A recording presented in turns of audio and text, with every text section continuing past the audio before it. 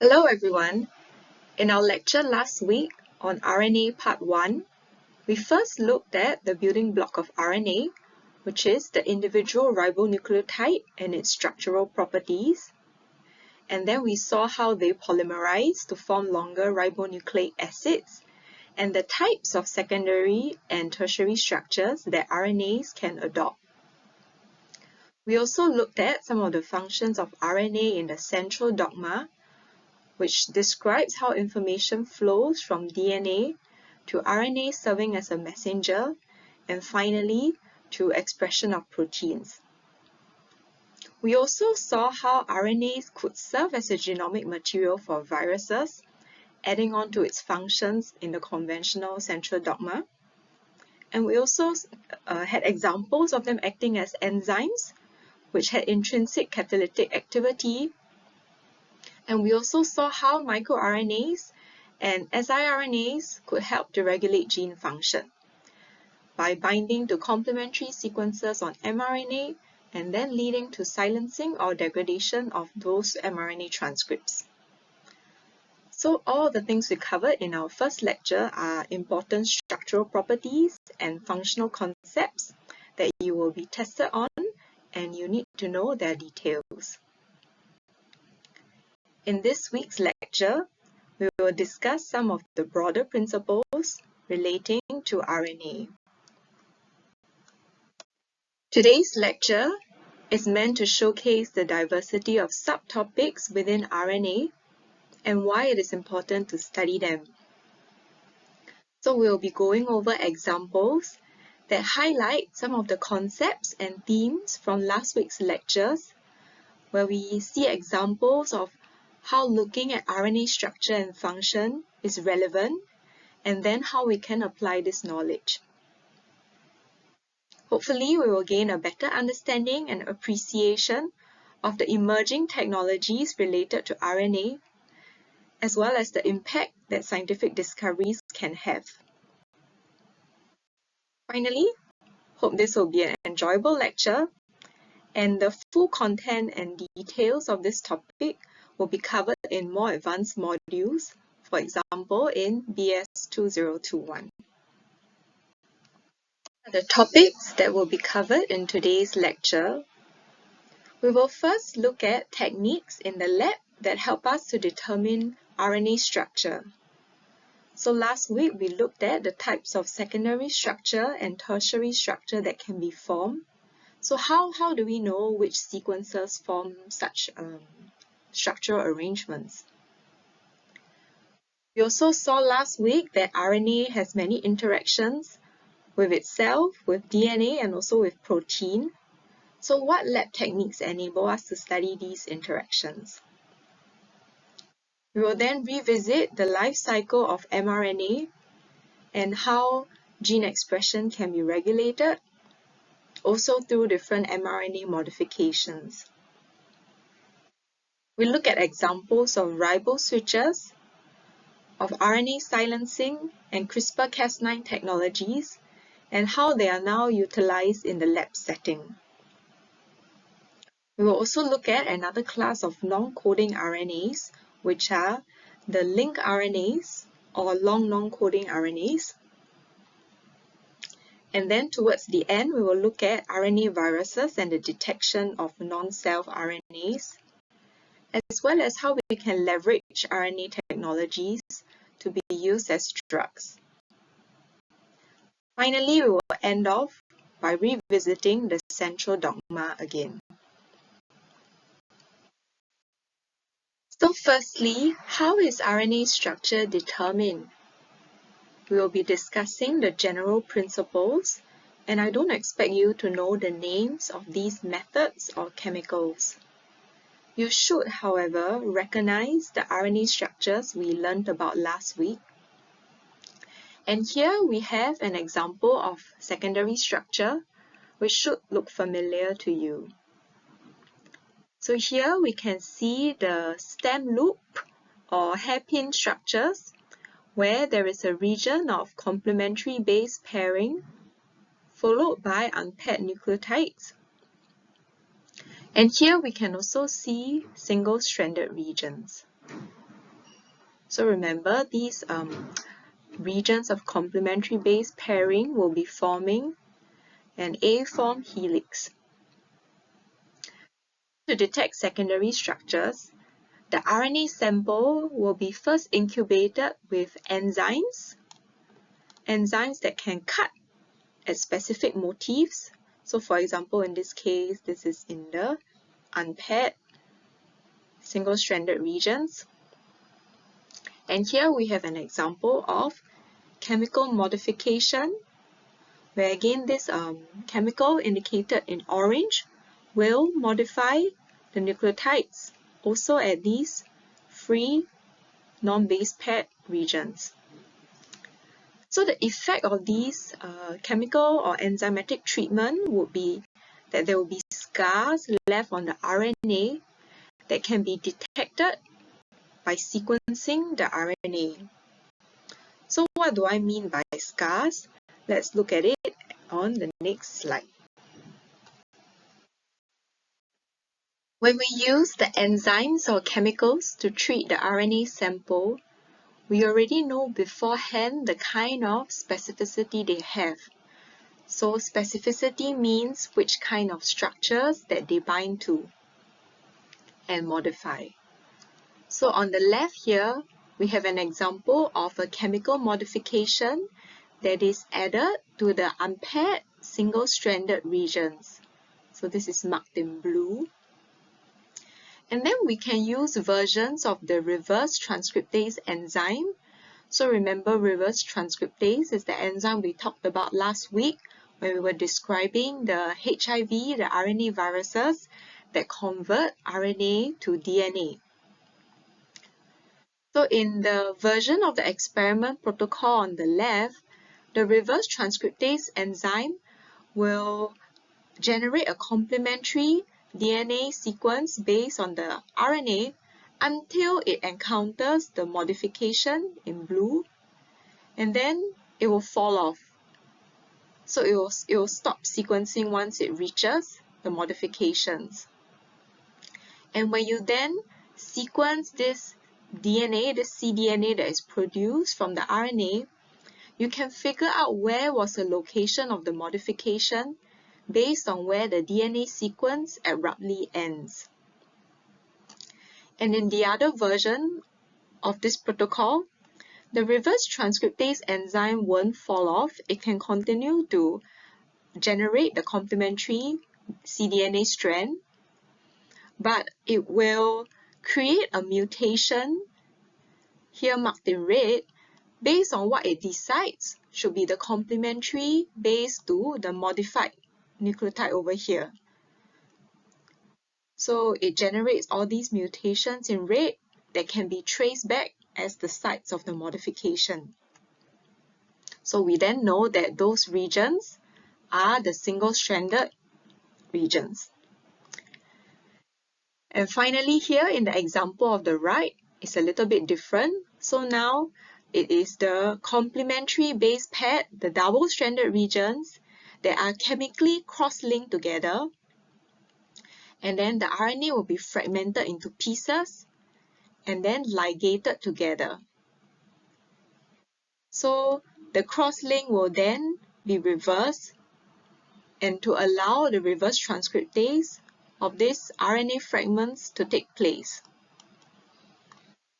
So what happens here is that the interacting regions may originally be far apart on the RNA strand, but now they are ligated to be side by side on the same piece of DNA. So during sequencing, this hairpin will be straightened out, and then when it sequences, it will sequence half of the helical region and then the other half of that double-stranded region. So then we now take these cDNA samples to sequence, and when we align the sequences and map up the original positions on the RNA, the mRNA, we can see that, for example, this region here a front part of the RNA is interacting in a double helix with a later sequence over here.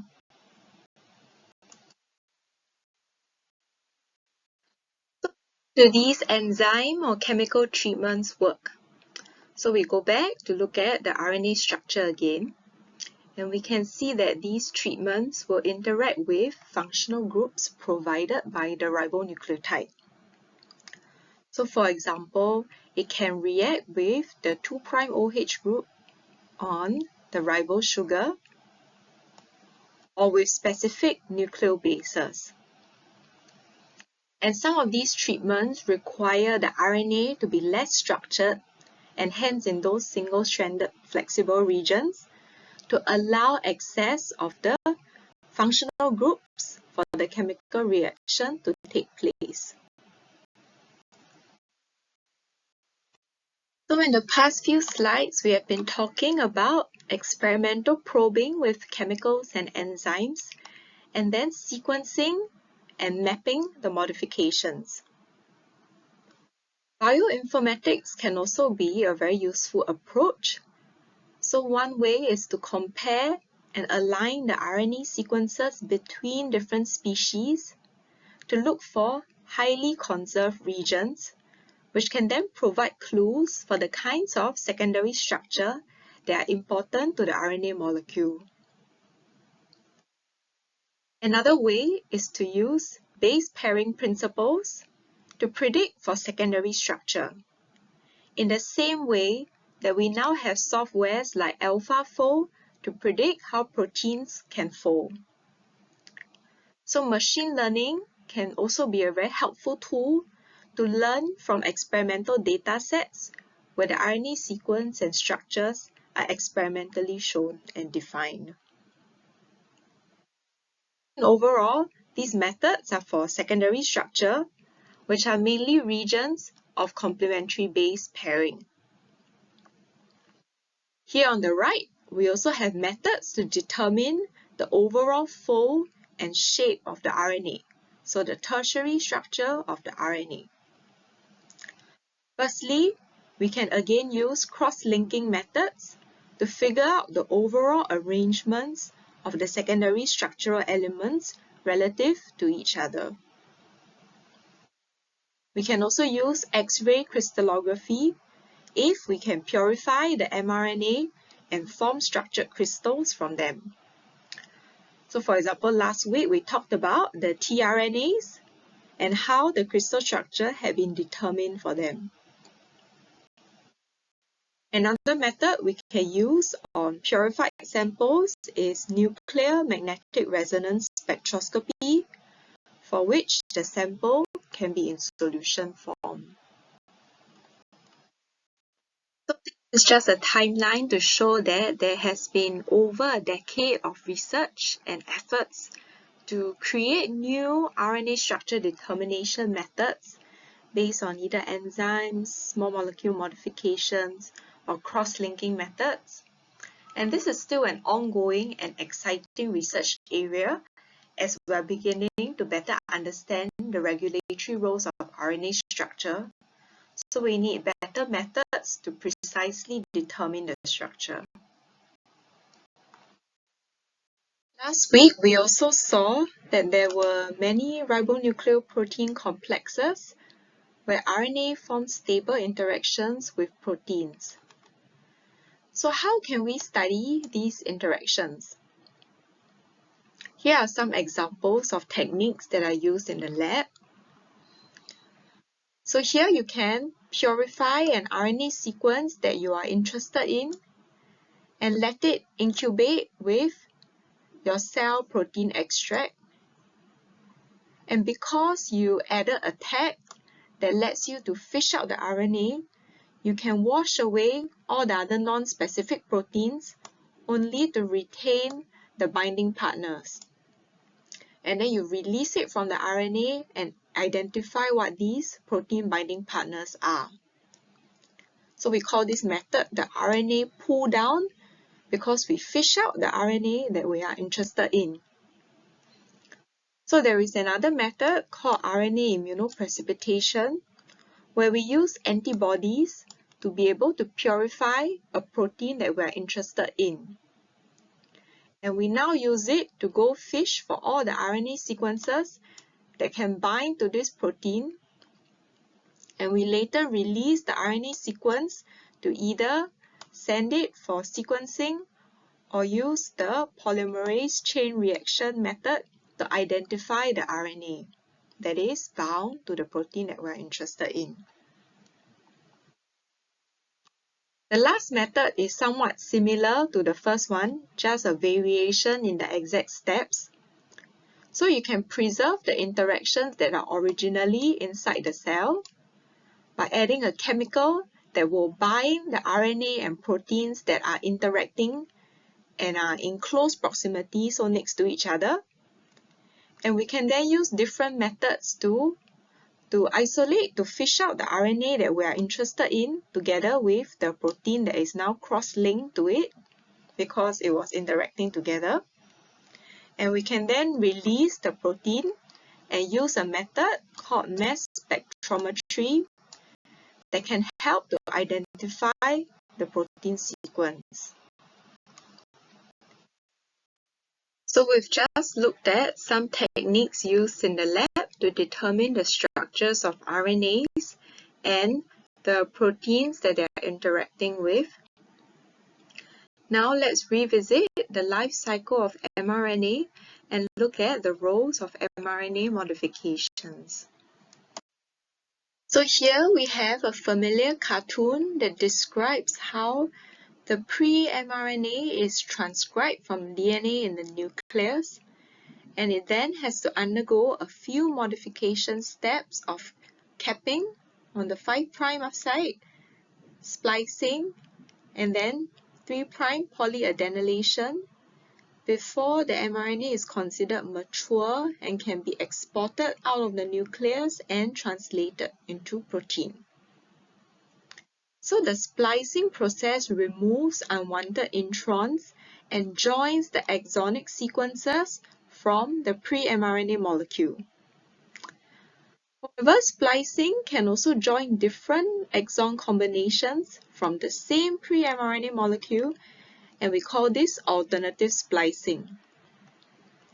So different transcript isoforms can come from a single gene, and they can undergo different processing fates. So for example, they can encode different proteins and be subjected to different localization, translation regulation, or decay processes.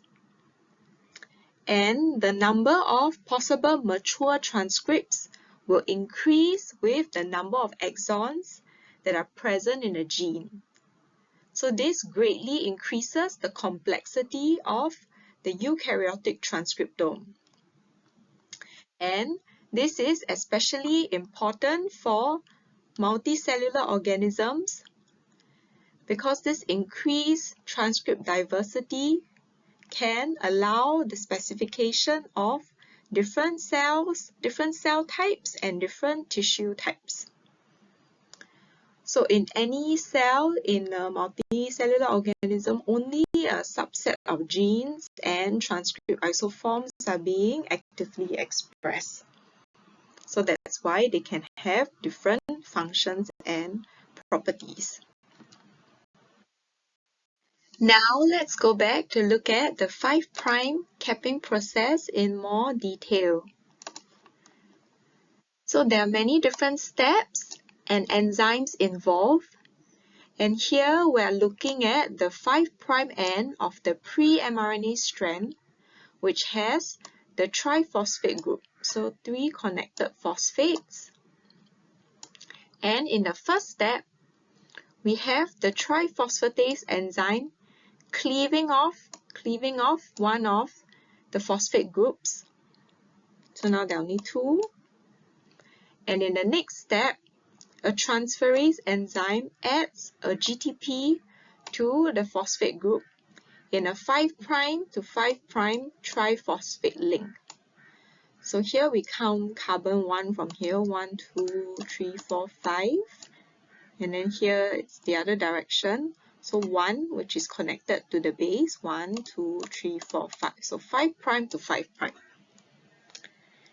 And then the methyltransferase comes to modify the guanosine by adding a methyl group here onto the cap.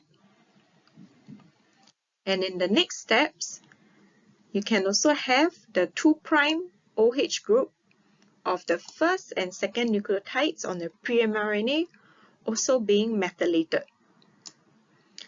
So all in all, these modifications, we call them the cap, will facilitate translation in the cytoplasm and also protect RNA from degradation and also by innate immune recognition. So this is how the cell recognizes that an RNA is its own RNA strand. It's not a foreign viral RNA.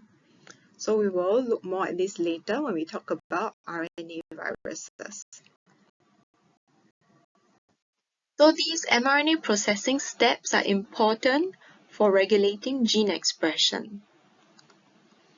So after they are mature and exported from the nucleus, they can be recognized and brought to different subcellular locations, or they can be translated. So maybe there are some signals that enhance the translation of a particular mRNA sequence. So we get these polysome structures. So it just means that there are many ribosomes all bound to the same copy of mRNA and very actively making proteins from it. Or your mRNA might also be degraded by different complexes like the nonsense-mediated decay machinery. So RNA turnover in the cytoplasm is an important layer of regulating gene expression, and many of the RNA binding proteins are involved in triggering transcript degradation or promoting their stability. So RNA degradation can occur in specialized regions in the cytoplasm, for example in these processing bodies. So binding of those RNA binding proteins can occur at different regions of the transcript and lead to different effects. So in one example, one effect of it could be removal of the 5' cap, so decapping, or removal of the poly-A tail. So now these RNA exonucleases can degrade the decapped RNAs from the 5' to 3' direction. So we call this the 5' to 3' exonuclease. Or they might also start degrading the mRNA from the 3' direction. So this is the 3' to 5' exonuclease that chews up the RNA strand when the poly-A tail has been removed.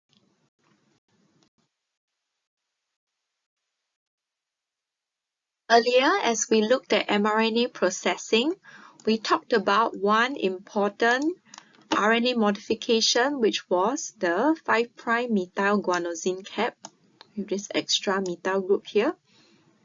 And modifications are usually added on by enzymes after transcription to decorate the different mRNA types. So here we see examples of different modifications of RNA, and they can be found on mRNA. For example, apart from the 5' cap, you also have different modifications along different regions that are responsible for causing different effects. For example, differential splicing or localization, or they might be more prone to being translated or more prone to being degraded as well. So here this should be familiar to you, the tRNAs. We know that they have many modified nucleotides in them. And this not only helps the structure to mature and fold, but it also helps to stabilize and prevent the tRNA from being degraded as well. So in the other RNA types like ribosomal RNA, like microRNAs or the long non-coding RNAs that we will talk about later, there are many different types of mRNA modifications present, and they affect the functions and metabolism of these RNA molecules. So these are naturally occurring modifications, and they help to regulate RNA function, and these are important for cellular processes. In fact, RNA modifications are considered a whole language on their own, where you have the writers, which are the enzymes that make the modifications onto the RNA. And these modifications can be reversed by the eraser proteins. And you also have a whole bunch of readers, which are proteins that specifically bind to, they recognize these modified nucleotides and then carry out different functions and effects. So for example, they can affect how well the mRNA is translated, how stable they are, whether they are spliced or exported. So in this example, we are looking at M6A, which is the methylation of adenine. But for all the other modification types, they each have their own families of writers, readers, and erasers. So these all serve to add signals and add extra layers of information onto the RNA transcript and tell the cell what to do with the RNA. Where should the RNA go? So the RNA modifications are carefully regulated and add extra information and signals.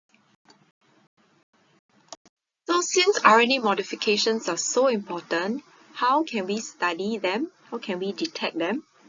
So right now there are many tools being developed, and some examples include antibody-based techniques that recognize the RNA modification. They only bind to the RNA modification, so you can pull out the RNA species that contain the modification to send them for sequencing. Or you can also use chemical treatments to leave a mark on the RNA where there is a RNA modification. So similar to the methods we discussed earlier that were used to study RNA secondary structure. Other newer methods include nanopore sequencing. So here you have a protein pore that's sitting in a membrane, and the RNA strand is fed through the pore. So as each nucleotide passes through the pore, it will generate an electric current pattern that is specific to the nucleotide. So along the x-axis is time. So as the RNA passes through at a constant rate, so each signal is coming from the next nucleotide in the RNA strand, so you can work out the sequence of the RNA strand, so on and so forth. And if there is a modification, the pattern of the current will be different and you will be able to tell. Now let's look at some exciting new technologies, all of which are based on existing mechanisms found in cells, usually in bacteria. And we will see how we can borrow from nature to modify and make use of these RNA mechanisms. Ribose switches are specific components of an mRNA molecule. So they are usually located in the 5' untranslated region, and they help to regulate gene expression. So we call it a ribose switch because it takes on a unique structure, and it can also bind to small target molecules. And once it binds to the molecule, the ribose switch's structure will change. So its structure switches depending on whether it is binding to the target or not. So there are two main parts of a ribose switch: the aptamer and the expression platform. So the aptamer is the region that binds directly to the target molecule. So it will take on a structure that allows for this binding. And then it also has another region.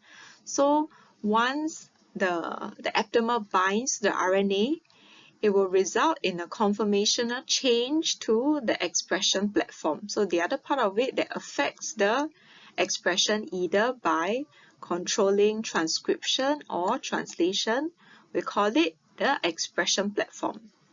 So two parts. One part binds the target molecule called the aptamer. one part affects the gene expression, called the expression platform. The ribose switch is part of the mRNA molecule and it can bind to small target molecules. And by containing a ribose switch, an mRNA molecule can directly regulate its own expression. So we call this cis-acting. And these switches are naturally occurring RNA molecules that allow for a layer of RNA regulation. And they were first described in bacteria and later also found in plants and certain types of fungi. So these ribose switches help them to sense environmental stimuli and then convert these input signals into appropriate cellular responses. And the ribose switch displays the ability to regulate RNA by responding to the concentration of the target molecule. Furthermore, bioinformatics can be very useful to help us identify ribose switches so we can analyze the untranslated regions of different mRNA sequences to look for conserved motifs that might take on certain shapes and structures, which gives rise to the ribose switch function. So again, the mRNA structures are important here. Now let's look at an example of two forms of the ribose switch. So how its structure changes when it binds to its target molecule. So here in this example, we see the aptamer domain that is highlighted in red here. And when the metabolite, which is labeled M, when it binds to the aptamer domain, there is now a conformation change, not just in the aptamer itself, but also in what we call a switching sequence that is part of and also affects the expression platform. So in this particular example, when the aptamer site is empty on the left here, the switching sequence takes on a long stem loop structure form. So this is an anti-terminator stem loop that favors transcription of the mRNA. So note here that we are talking about mRNA transcription rather than translation to produce protein. Okay, so when there is no metabolite, the switching sequence is an anti-terminator stem loop that allows for transcription of the mRNA. But once the metabolite binds to the aptamer domain, so now this shifts in structure, the switching sequence also will end up changing its conformation to become converted to a terminator stem loop that will then abort transcription. So the RNA polymerase will fall off and stop transcribing. So this is an example of a feedback mechanism where when the metabolite is abundant, then there is no need to express genes to make the metabolite, no need to make more of it, there's already enough. So this means that by having this sensing mechanism, the bacterial cell doesn't need to expend energy to continue to express genes that are not needed, they are not serving their purpose.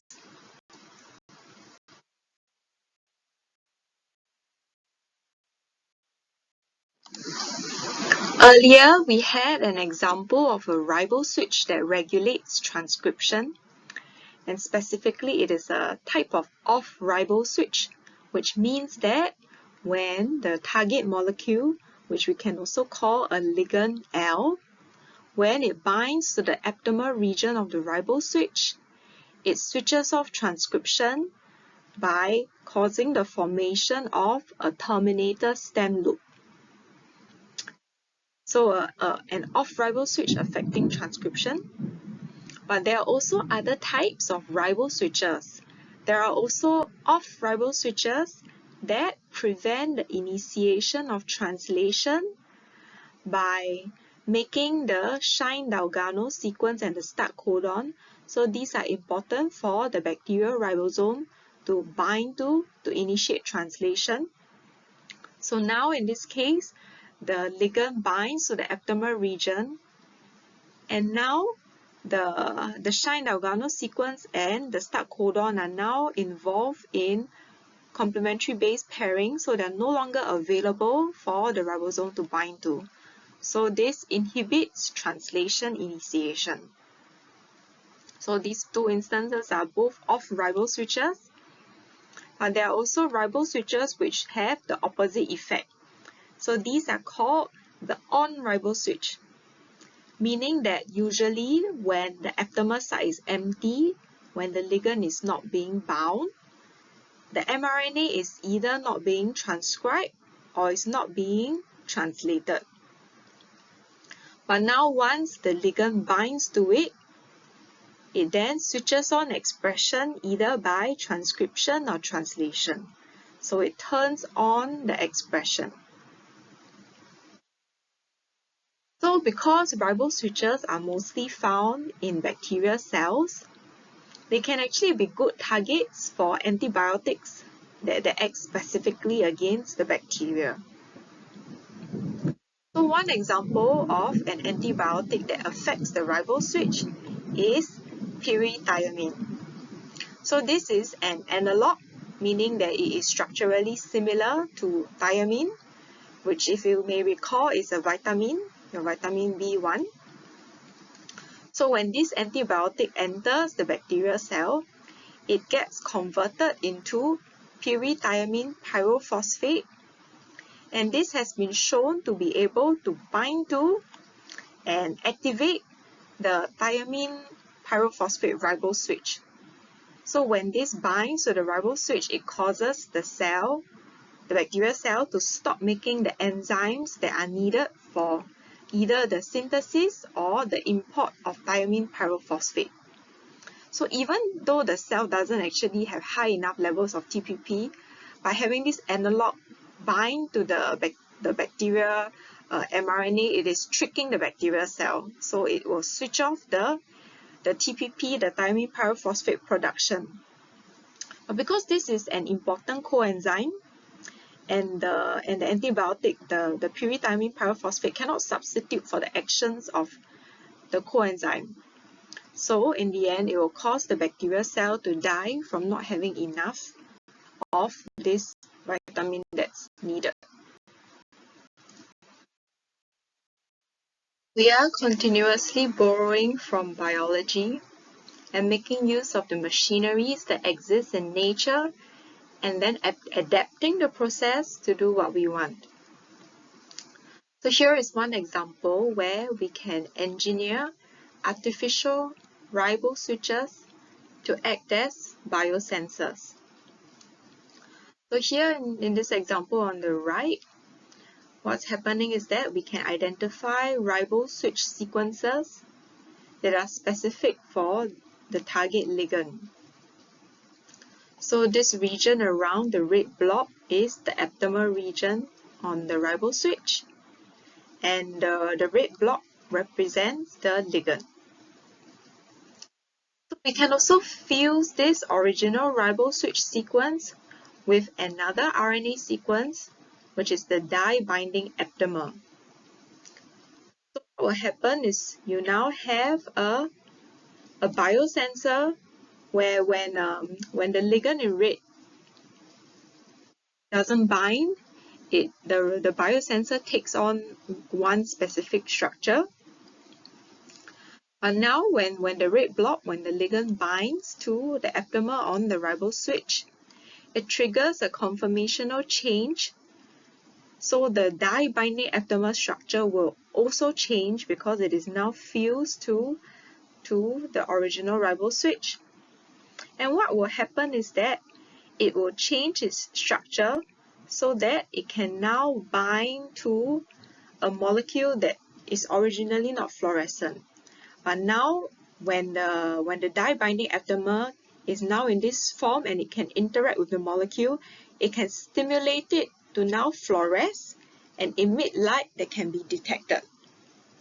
So on its own, the dye-binding aptamer is unable to bind to this small molecule, but with the ligand bound, the dye-binding aptamer can now bind to a molecule and trigger it to fluoresce and emit light, which can be measured.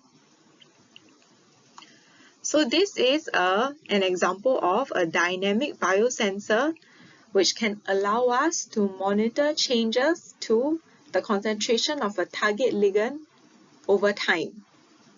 So when there is lower concentration of the ligand, there will be less binding and activation of the ribose switch, so less light detected, so on and so forth.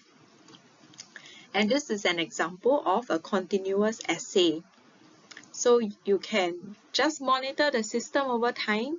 You don't have to keep obtaining samples at different time points to put through measurement methods to then determine the concentration of the ligand. So now you can just simply measure fluorescence at different time points. And you can also do this by looking at the cell, for example, looking at the cell through a microscope. So apart from making biosensors, another way to use ribose switches is to focus on the aptamer part to engineer artificial RNA sequences that can bind to their target molecules with high affinity and specificity. So note that the aptamers are not interacting with their target by base pairing to the target, but instead the aptamer takes on secondary structures and form a stable tertiary structure and then interacts with their target via electrostatic interactions, hydrogen bonding, as well as van der Waals interactions. So aptamers can be used as drugs, and we have one example here of Macugen, which is a 28 nucleotide long RNA aptamer that can bind specifically to and inhibit VEGF, which is a growth factor that induces formation of new blood vessels. So in 2005, Macugen was approved by the FDA for treatment of age-related macular degeneration, which is a major cause of blindness in elderly where there is progressive degeneration of photoreceptors in the retina. Let's move on from ribose switches to look at RNA silencing mechanisms.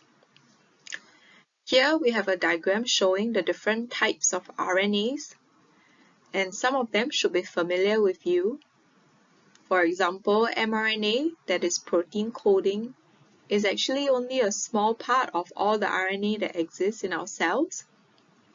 Most of them are non-coding, and they may have structural roles, regulatory or catalytic roles. So you should recognize ribosomal RNAs and transfer RNAs that we looked at in last week's lecture. And we also talked about splicing last week, and the small nuclear RNAs are part of the spliceosome that help to catalyze splicing. We also talked a bit about RNA interference mechanisms based on small non-coding RNAs. So for all this diversity of RNAs that are present, they are nevertheless all transcribed from DNA in the nucleus and then processed to do different things. There are also other types of RNAs to consider, like viral RNAs and also small bacterial RNAs that interact with mRNA or protein to affect how the bacterial genes are expressed or how the bacterial proteins function. Here we will focus on the RNA interference mechanisms. Last week we looked at microRNAs and small interfering RNAs, both of which are important in gene regulation. There is also another class called the piRNAs, which help to epigenetically and post-transcriptionally silence transposons and other genetic elements in germline cells. Here we have databases of microRNAs that have been identified and uncovered. And we can see an increase in excitement with the number of studies around 2018. So research into microRNAs began around the late 1990s and the interest is steadily increasing. So this is because around 2018, the first microRNA drugs were approved. So there are now many databases of studies linking the microRNAs to their biological targets to be able to identify the microRNA sequences and which gene functions they regulate, as well as examples of how the regulation of microRNAs could lead to human diseases. MicroRNAs are produced from the host genome, so it is an intrinsic source, and they can be organized in polycistronic clusters, meaning that the different microRNAs are co-expressed, or these microRNA sequences might be found between genes in the intergenic regions, or even within the introns and exon regions. So they adopt a stem loop structure, and they are cleaved by a protein complex called drosha into individual stem loops that are then exported out of the nucleus into the cytoplasm, where they can be again processed by another different protein complex, the dicer complex, to produce the functional single-strand form of the microRNA, which can then bind to their target mRNA and lead to the overall effects of either translation repression, inhibition of initiation of translation, or to facilitate other degradation signals, including the removal of the poly A tail. Here we have the small interfering RNAs, also known as the siRNAs, that operate on a similar principle as the microRNA. So it starts off with a perfectly complementary double-stranded RNA or dsRNA, either that or a short hairpin RNA. So it also has this complementary region and the loop region in between. So here we have the stem and the loop. And this is recognized by that same protein complex, the dicer complex, that can cleave the double-stranded RNA or the short hairpin RNA. And now this siRNA duplex form is then recognized by helper proteins like the Argonaute proteins, and also incorporated to form this overall RISC complex that helps to bring the siRNA then recognizes its target mRNA sequence by complementary base pairing and helps to bring this RISC complex to the mRNA to then cleave it and then silence or degrade the mRNA. Here, let's take a closer look at the comparison between siRNAs and microRNAs. So for both of them, the outcome is the same, which is silence protein expression. So there are some shared mechanisms, but there are also properties that are different. So for example, siRNAs are fully complementary to the mRNA target, and they usually only have one mRNA target. But in the case of microRNAs, they are only partially complementary, meaning they have some mismatched regions, and they usually target the 3' untranslated regions of mRNA. Furthermore, one microRNA may have multiple mRNA targets. Also, the effect of siRNAs on the mRNA is that it induces cleavage and thus starts the degradation of the mRNA. However, in the case of microRNAs, there are also other mechanisms at play, such as translation repression and mRNA degradation. So both siRNAs and microRNAs can be found naturally, but for siRNAs, it is often artificially added in to the cells. So in fact, in my lab, we also regularly use siRNAs in our work. So we express them in cancer cells to deplete expression levels of genes that we are interested in studying. RNAi or RNA interference technologies have gained a lot of interest because they offer many advantages. They can be highly specific because once you know the sequence of the target genes, you can design complementary sequences.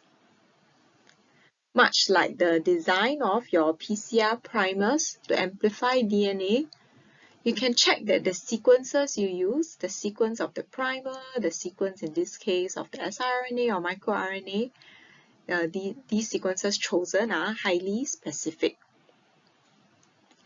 Also, they have been shown to achieve high potency even when small doses are used. So in theory, by using the same core mechanism, we can inhibit the expression of any gene if we just select and design the correct sequences. This means that the process for target validation can be much faster. This is in contrast to generating new chemical compounds or biological compounds, where it might not be immediately clear what the drug that compound is binding to and how specific it can get. Whereas here we are using the principles of complementary base pairing.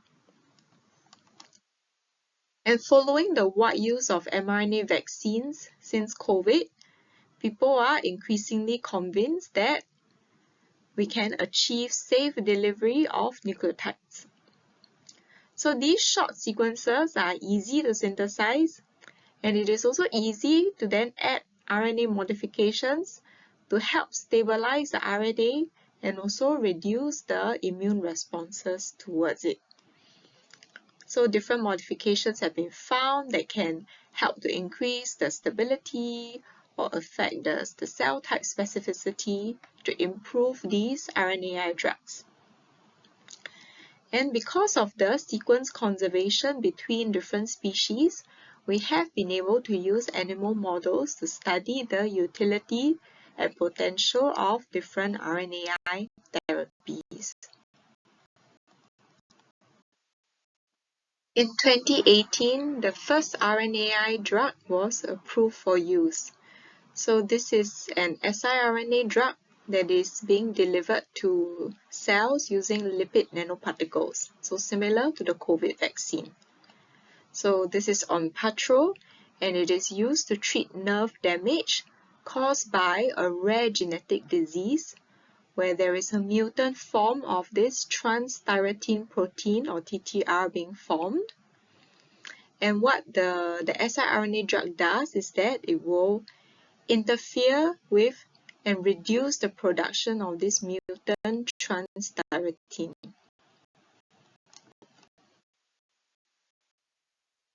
Here we have an example of another RNA-based therapy. So spinal muscular atrophy or SMA is a rare neuromuscular disorder where patients have gradual loss of muscle control. So this particular drug, which is FDA approved, Spinraza, it is an oligonucleotide which helps to modulate alternative splicing. Specifically, this binds and inhibits one splicing site so that it can modify and produce the functional form of the protein to help enable gradual recovery of the muscle mass. So these are just some details about the timeline. And in fact, we see here that this is a very expensive drug, 750,000 for the first year of therapy. And it's not the only drug. On the next slide, we will see an even more expensive one. This is another example of a different treatment for the same disease, SMA. So in this instance, the AAV virus is used to deliver a copy of the functional SMN gene. So this is supposed to be a more permanent treatment requiring a one-time intravenous infusion of the drug. However, it is also really expensive, and this was the world's most expensive medication at the time of its commercial approval. So they tried to justify it via the R&D costs that went into producing this drug. But another reason it's so expensive is because SMA is such a rare disease. So there are not that many people who are looking to buy or receive this drug. Now let's change gears to talk about CRISPR. So you've probably heard about this technology. So CRISPR was machinery that was first identified as an immune defense mechanism in bacteria. So this was the original paper that was published in the journal Science by Jennifer Doudna and Emmanuel Charpentier's teams that described this machinery. So they identified an enzyme that can cleave DNA, and they show that if they feed it with a guide RNA sequence, the machinery can recognize the double-stranded DNA target sequence and cleave it. And this is a super specific system because it uses a high-fidelity targeting mechanism. And they calculated that to target a specific gene, you can use a guide RNA sequence of around 60 nucleotides or more, and you can achieve very high specificity with it. So they showed then that this machinery can be used for precise genetic engineering. And you can see here that the paper has been downloaded more than 200,000 times and has been cited 11,000 times. So since its discovery, many other teams have used it to successfully knock out gene function. And they have tested and shown that they can do it in embryos and also in human cells and tissues. So this has fundamentally changed the way genetic studies are now being conducted. And it is also a tool to artificially change a genome and also change it permanently. So this was really groundbreaking work, and this led to the both of them being awarded the Nobel Prize in 2020. This is a figure from their paper. So basically here you have the DNA double helix, that is the target, and the bacteria has a CRISPR RNA or the crRNA, this is the CRISPR RNA, that is complementary to the target sequence. So here we can see the hydrogen bonding and between complementary base pairs. And in addition, it also requires a tracer RNA strand that can bind to the CRISPR RNA and form a stable hairpin structure, which kind of serves like a handle for the Cas9 nuclease to come and bind to and cleave the double-stranded DNA. So here the team made different mutations to try to figure out the minimal regions needed to let Cas9 cut the DNA. So when it cuts the DNA, it will cause a bend shift from a 15 nucleotide long DNA strand is now cut to become smaller to 23 nucleotides long. So they made different mutations to see which sequences are needed. So this is how they identified these blue shaded regions, and this is also the sequence we now use to make our guide RNAs to target the genes that we want. So this here also is an example of a typical experimental approach to understand the effect of something. So you slowly vary and change each one of the factors and understand what kind of overall effects there are. This is another figure from the same paper.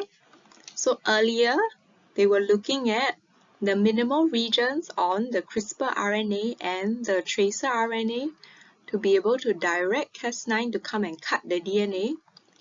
Now they are making mutations in the DNA sequence to find out what accounts for this specificity, which are the key nucleotides that are important and necessary for Cas9 to cleave the DNA.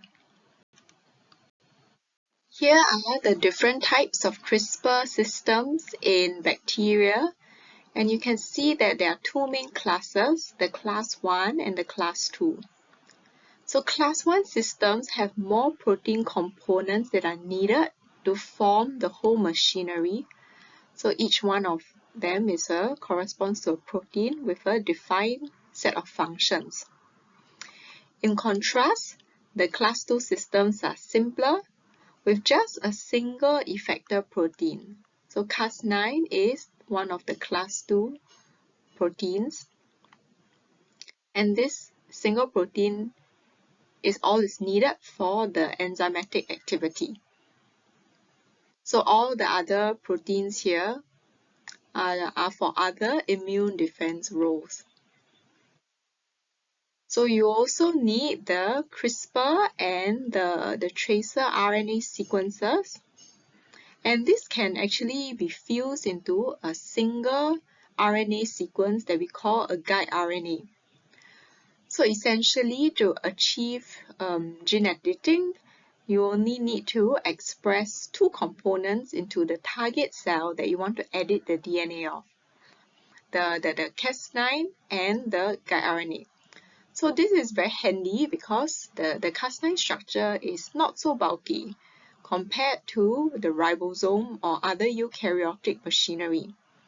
So it is small enough to deliver into the cell using either mRNA or a viral vector.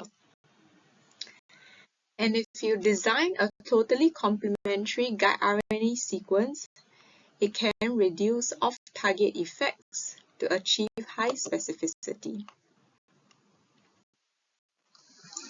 So this here is the single guide RNA strand that fuses the original CRISPR RNA.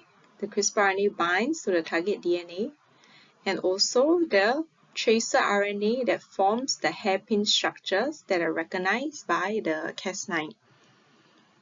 So the crystal structure of the active complex has been determined, and here is the structure of just the target DNA in blue with the guide RNA sequence in orange. So we see that the complementary base pairing regions are forming helices, and this is holding out the cleavage site at a particular angle. And on the right here is the complex together with the Cas9 protein. Original CRISPR system was first discovered with Cas9, but now there is also growing interest to look at the other class 2 CRISPR systems. And one of them is CPF1, which is also known as Cas12a. And with these new CRISPR enzymes, there are different properties, and it can offer some advantages also. So for example, with the CPF1, it is smaller, so it's easier to introduce into cells, and it can also act on more cell types. and they also have different efficiencies. Cas9 and Cas12a or CPF1, they have distinct evolutionary origins, so they look a bit different. For example, Cas12a actually looks a bit like a crocodile head here. However, the basic structural elements that are required for their action are conserved. So here we can see that within a single protein there are multiple domains, and these are color-coded in the same way in both proteins shown here. We first started off with Cas9, and then we also found Cas12. So scientists are continuously trying to optimize and make better CRISPR-Cas systems and functionalities. So they try to hijack the system and then mutate and make different variants that have additional functions, that have non-native functions. So for example, instead of cleaving the DNA and then letting the cell randomly repair the DNA to create insertions or deletions, it is now possible to fuse the enzyme with a different enzyme, for example, a nucleotide modifier, to be able to do targeted mutagenesis. So now the guide RNA will recruit the enzyme system to a specific location on the DNA, and then the enzyme can do a very targeted mutation to change the base at that nucleotide position. It's also possible to swap the recognition motif so that the CRISPR-Cas system can recognize and also degrade RNA instead of DNA. So the enzymes can also be recruited to specific sequences and then just stay there to block the site, to protect the site, to prevent any changes to its activity. So these are just a few examples, but there are actually so many ways to optimize the systems to create more useful functions. While CRISPR has brought about a lot of useful functions, it also came with some controversies. So you may have heard of this scientist. So this is He Jiankui, a Chinese scientist, and he actually used CRISPR to genetically modify the DNA in embryos to create the first gene-edited babies. So what he did was to use CRISPR to disable this CCR5 gene that was previously found to enable HIV infection. So he suggested that he has created babies that are resistant to HIV infection. However, he was just doing his own human experimentation, because in this case there was no need for such an intervention. There was no evidence that these twins born from their parents would have a risk of developing HIV. So despite CRISPR-Cas9 and other gene editing techniques being more and more precise, safety continues to be a pressing concern, because we don't know if these changes would affect the twin girls in other ways as well, whether they might have any unexpected side effects or changes that cannot be controlled, because the genetic changes have already been made to their DNA.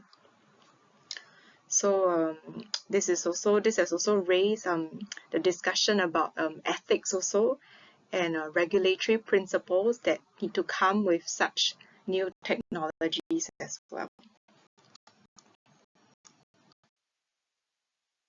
So because we have seen that the CRISPR and Cas systems have so much power to be used in so many different ways, there is a lot of money at stake, and there is an ongoing battle between competing research groups for who should own the patents to the CRISPR technologies.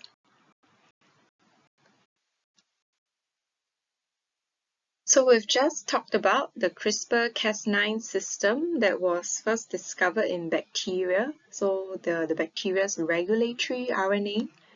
Now let's look at the long non-coding RNAs, which are another type of non-coding RNAs with regulatory roles.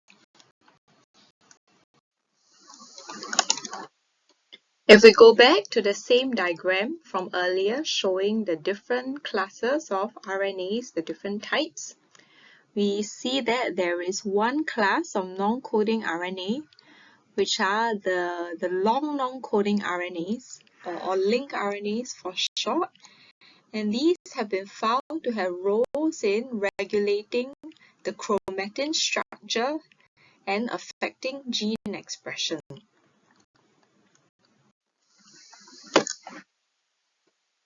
The link RNAs share some similarities with mRNA. For example, they both have tissue-specific expression patterns. They can both form secondary structures as well as undergo the same post-transcriptional modification steps of 5' capping, splicing, as well as polyadenylation. And both have been reported to play roles in disease and development. However, they also have some differences. So, for example, while mRNA is protein coding, the link RNAs mainly have regulatory roles, and they also mostly go back to the nucleus where they regulate DNA metabolism. So many more link RNAs have been described than mRNA, but this is also still a bit controversial because some of them have real function that have been shown experimentally, but for many of them, their exact function still needs to be validated. So we don't know what they are doing and whether they are really important. Among the link RNAs which have had their functions described, many of them are found bound to and interacting with DNA, where they serve to control the local chromatin architecture or bring regulatory molecules such as DNA modifier proteins to specific sequences on DNA. The link RNAs have also been described to serve as a scaffold where they bring together different proteins to promote assembly of the protein complex. Or they could also do the reverse and hinder such complex formation by first binding to a protein and then blocking its interaction with other proteins. And finally, link RNAs have been shown to be able to interact with mRNAs and thereby affect their translation and other mRNA processing effects. In some instances, they have been shown to help sequester and to help protect the mRNA from being targeted by microRNAs by having the link RNAs act as a sponge that the microRNAs then bind to. So this helps to sequester the microRNAs away from the target mRNA.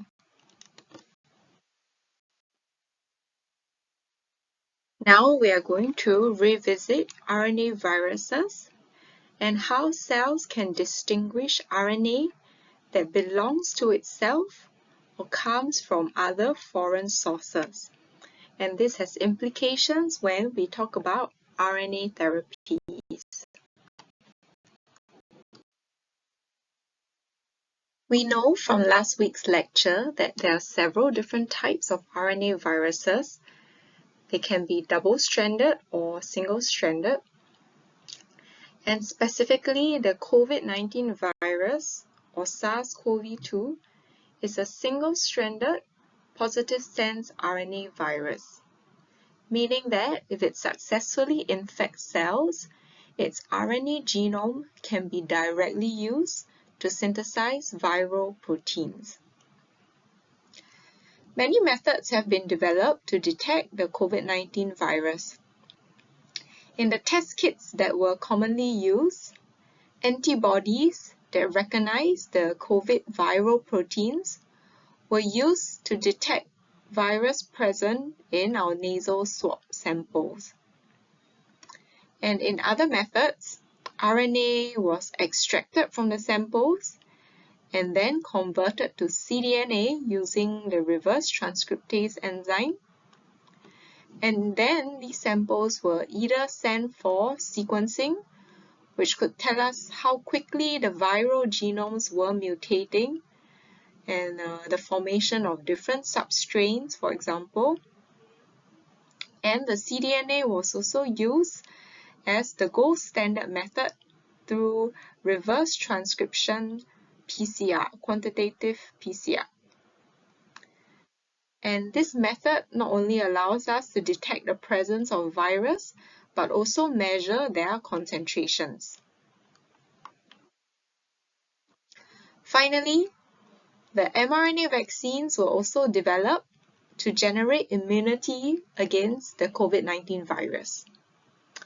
And when we talk about immunity, we have to discuss how our cells detect foreign viral RNA.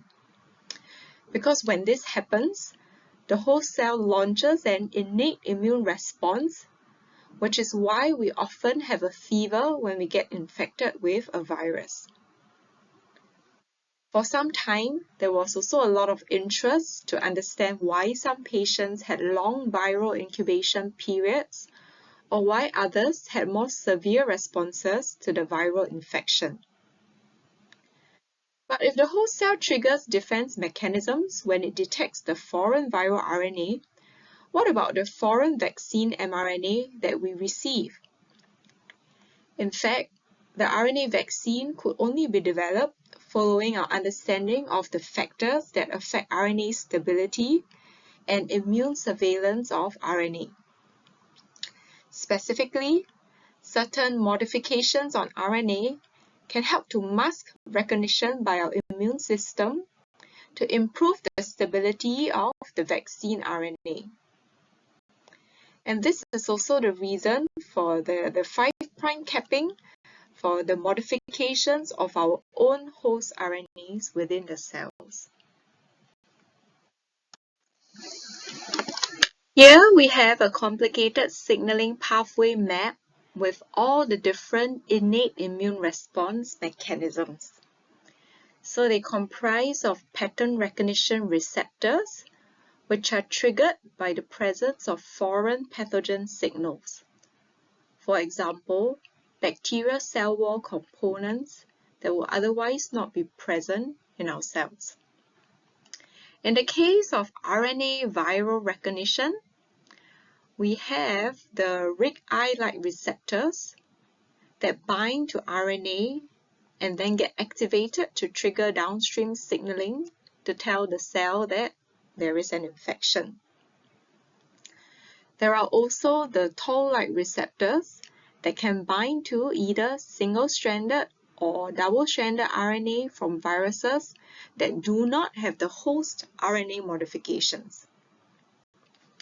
And also there is the PKR protein that gets activated by viral double-stranded RNA. So these are the cell's mechanisms for detecting the presence of foreign RNA. When we talk about successful mRNA therapies, it really has been a cumulative effort over the years.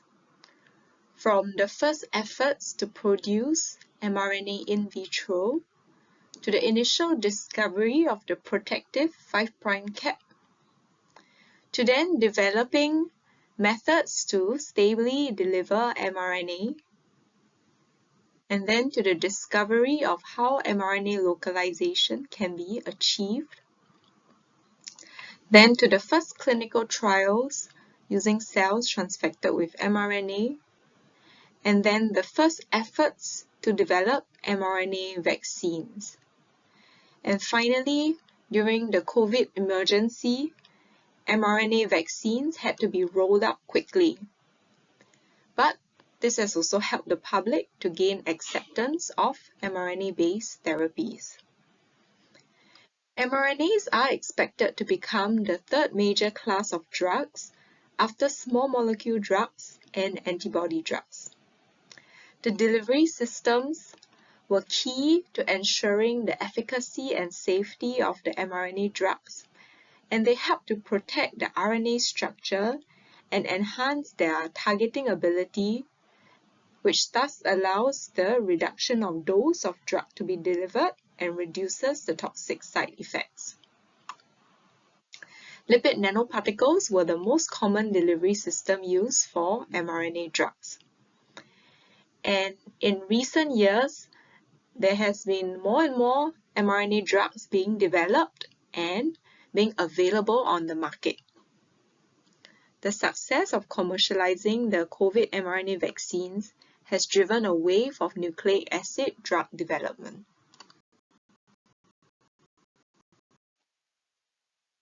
When we discuss the COVID mRNA vaccine, we must recognize that it would not have been possible without our understanding of how RNA modifications help to enhance RNA stability.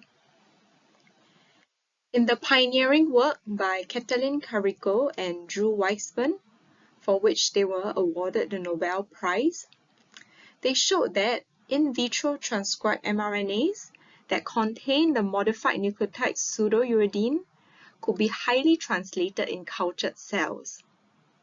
And the pseudouridine also allowed the mRNA to be non-immunogenic.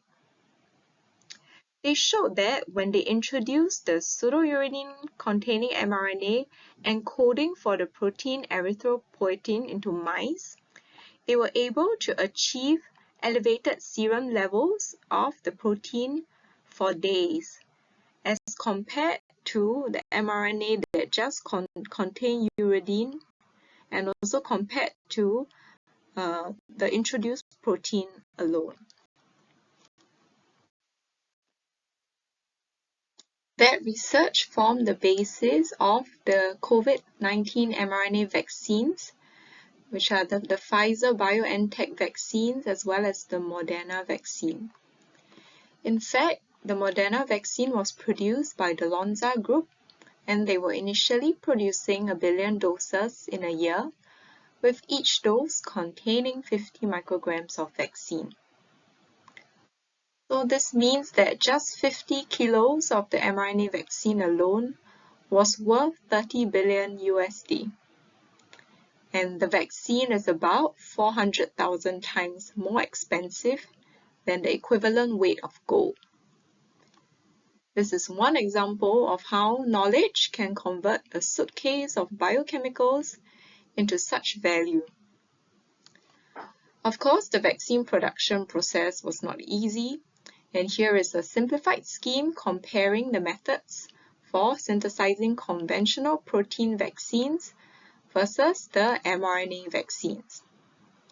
In the case of the mRNA vaccines, a suitable one had to be designed based on the viral genome sequencing results, and this sequence was then in vitro transcribed and combined with further modifications to enhance their stability. The last 20 years of research, there really has been an expansion of the original central dogma. We now have evidence for a diversity of phenomena that don't follow the central dogma. For example, the RNA-dependent RNA polymerases allow the viral RNA genome to be self-replicating. We also have RNA silencing mechanisms that can suppress the expression of specific RNA molecules. There's also the reverse transcriptase, the RNA-dependent DNA polymerases that convert RNA information into DNA information, and the CRISPR-Cas is an RNA-directed system that can permanently edit DNA. Furthermore, we also talked about the long non-coding RNAs, the link RNAs that can affect DNA accessibility and transcription of the DNA. As for proteins, they can not only self-renew their information through prions, but they can also modify RNA and DNA to change the rules of expression. Hence, RNA and proteins add many more layers of detail. Hopefully, from this course, you have a better appreciation of the importance of RNA studies and recognize how complex the roles of RNAs can be. And again, for this course, I am not expecting you to memorize the small details from this lecture, but just to appreciate some of the broader ideas and concepts. I hope you enjoyed the lecture, and if you have any questions, feel free to email me, or we can discuss them at Coffee Online on Monday. And I'll see some of you during the tutorials. Bye!